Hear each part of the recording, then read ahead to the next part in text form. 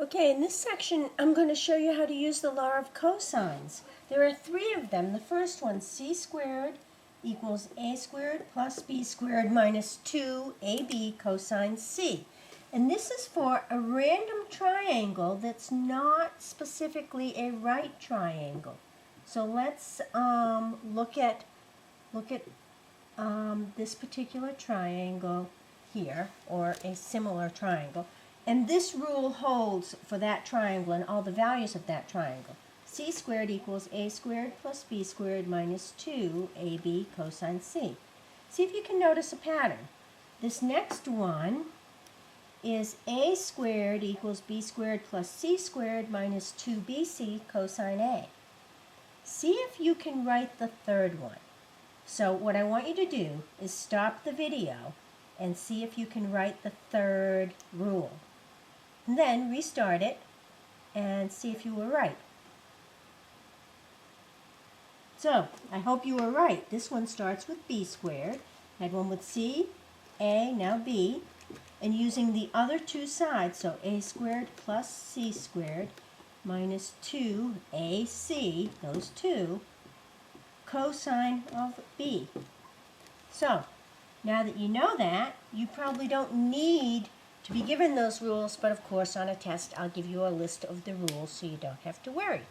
But how do you go about using this sort of triangle? So, here's an example. You're given a triangle, ABC, so triangle ABC, and you're told that B equals 10, C equals 14, and angle A equals 54. Now hopefully you realize when I use small b and small c, I'm talking about sides. So you need to know that, and 54 should have a degree symbol there. All right, so if I have to solve that triangle, what one of these rules should I use? Well, if you look at the given information, the only angle I have is angle A. So which one of these three rules uses angle A? Do you know? Yeah, this one here. So that's the rule I'm going to use. A squared equals, do I know B? Yep, so 10 squared plus 14 squared minus 2 times 10 times 14 cosine A. And now I can solve that. Be careful though. This whole thing stays together. I don't do this squared plus this squared minus just this part and then do the cosine of A. So be very, very careful when you do this on your calculator.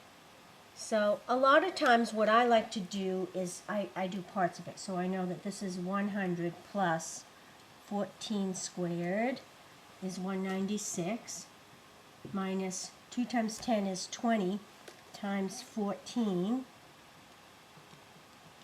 And I get 280 cosine. Oh, I should have wrote 54 there, shouldn't I have? Hope you noticed that. 54.